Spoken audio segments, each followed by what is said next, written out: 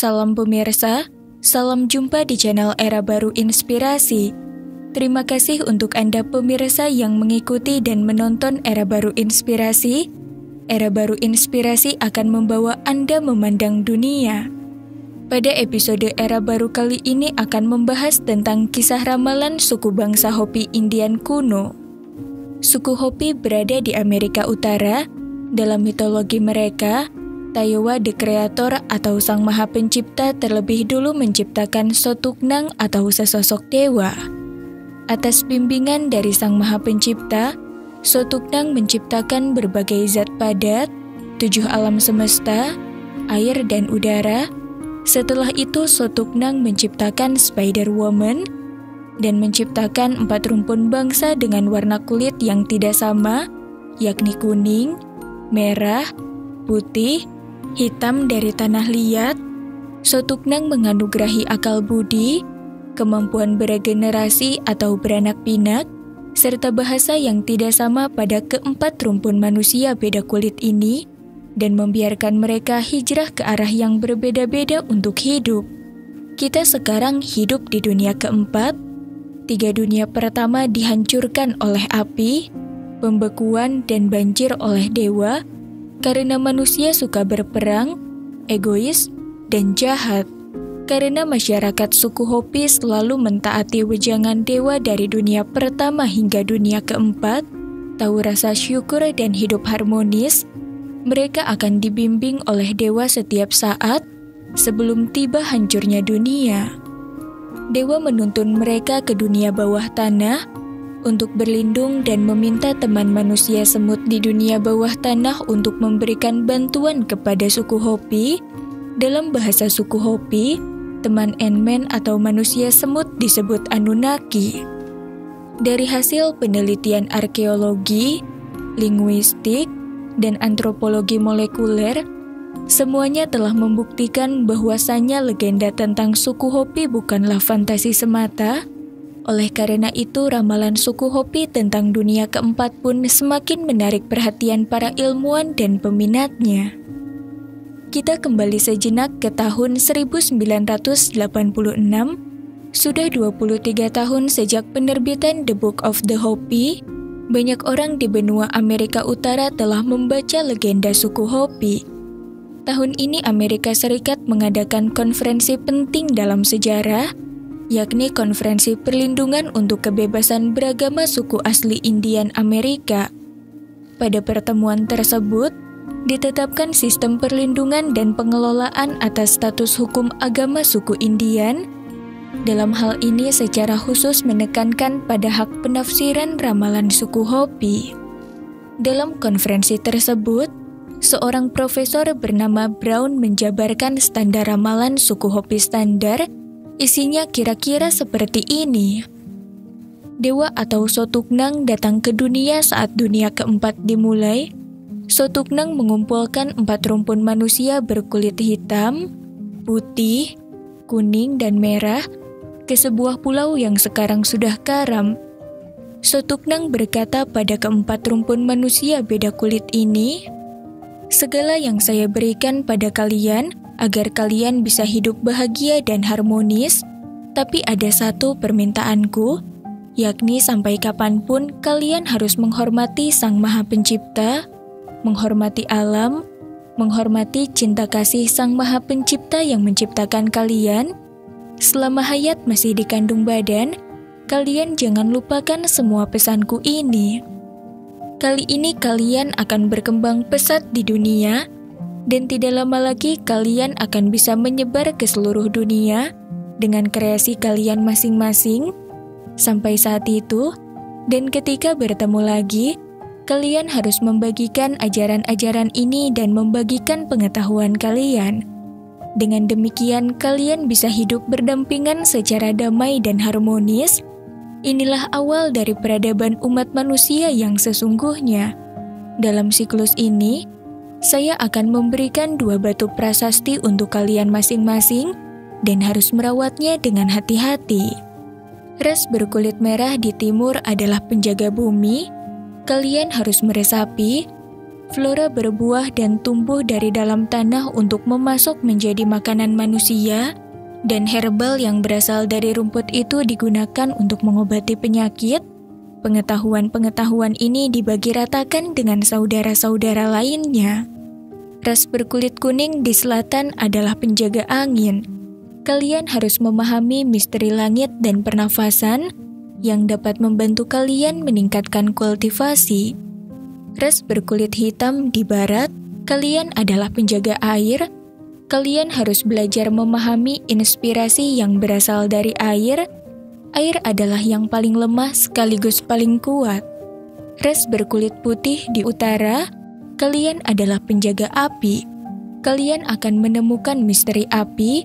Api bisa menggerakkan segalanya. Setelah sekian lama, suku Indian menyimpan batu prasasti di atas sebuah podium di tanah reservasi suku bangsa Hopi di negara bagian Arizona, Amerika Serikat. Berikut mari kita lihat 9 prediksi yang lebih spesifik dari suku Hopi. Prediksi ini sepertinya telah terbukti satu persatu.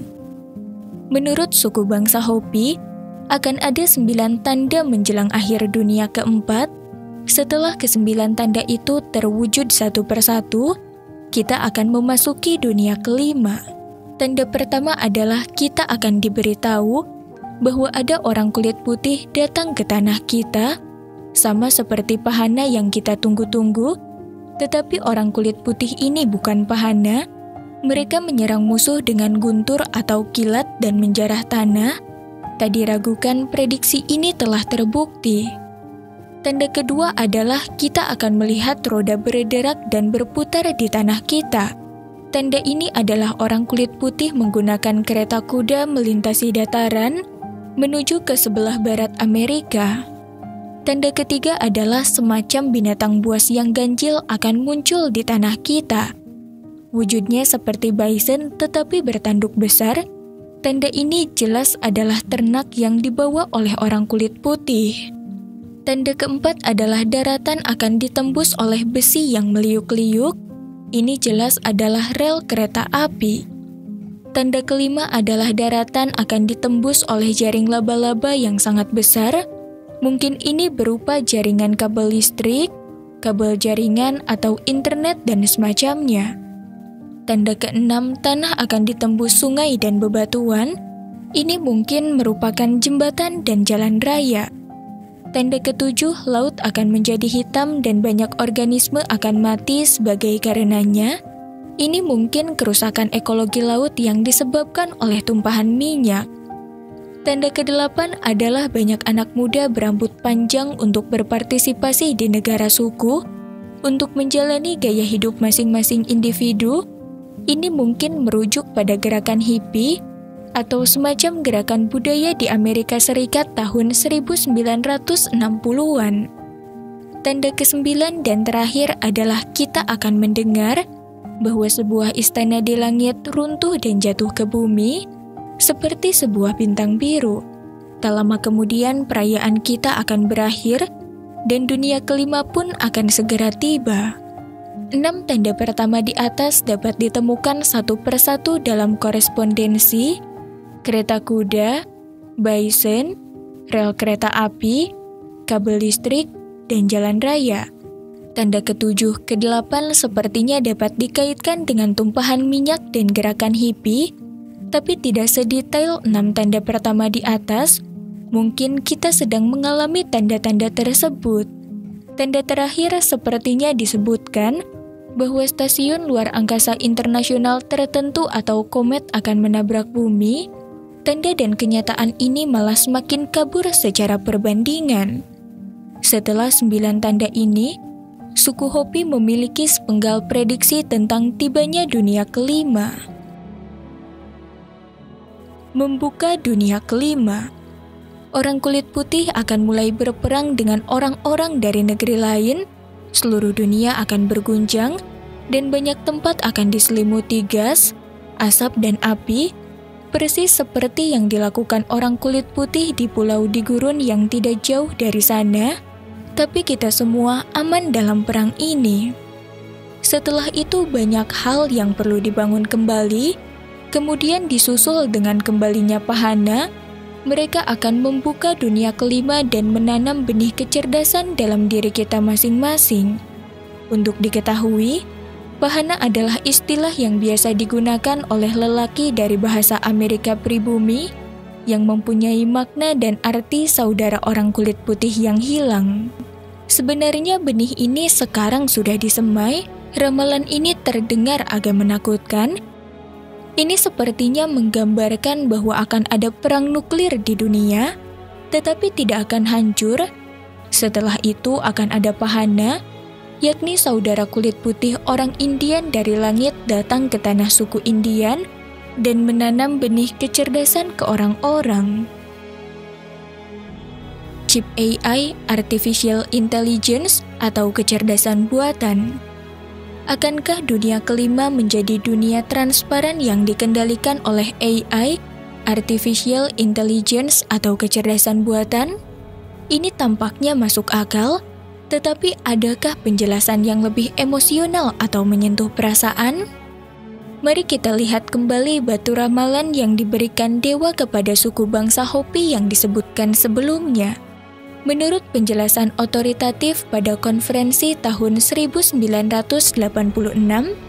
pria di sebelah kiri adalah dewa yang mengumpulkan semua orang untuk pertemuan seperti yang dikatakan suku bangsa Hopi. Sang dewa tampak seperti meletakkan busur di tangan kirinya, melambangkan kedamaian, sementara di tangan kanannya didirikan sebuah tangga, melambangkan waktu ribuan tahun. Di ujung tangga ada sebuah kotak, dan dari tangga waktu yang dimulai dari kotak itu dibagi menjadi 2 tingkat.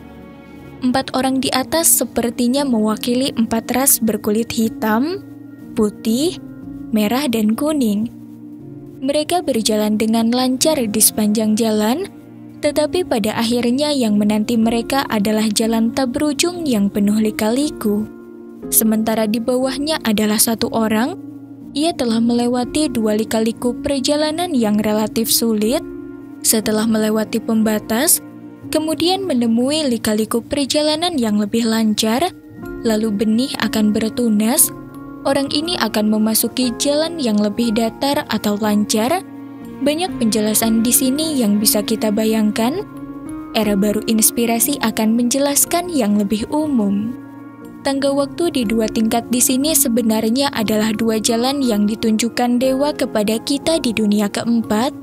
Kebanyakan orang atau dalam banyak kondisi kita akan mengambil jalan di atas, tetapi jalan di atas pada akhirnya nanti akan memasuki jalan tak berujung yang berlika-liku.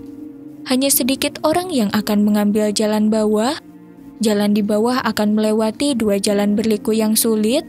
Hal ini terkait dengan Perang Dunia Pertama dan Kedua. Setelah itu akan ada sebuah tangga.